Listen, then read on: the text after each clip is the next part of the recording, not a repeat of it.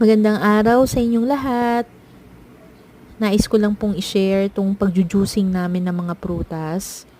Ito po ay aking ginagawa upang makatulong po sa aking mister na na-diagnose po last year na meron pong CKD stage 3. Siya po ay na-diagnose na meron pong chronic kidney disease at sa pamamagitan po nitong juicing ay nakakatulong po sa kanyang kalusugan upang mas maging malakas po siya at ma-detox po lahat ng mga toxic sa kanyang kidney.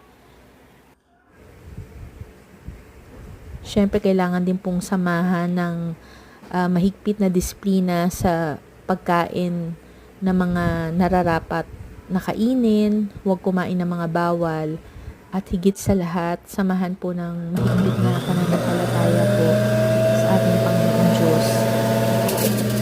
Sana po makatulong po itong vlog ko sa mga tao na may same situation. Thank you po sa panonood. Maraming salamat po. Bye!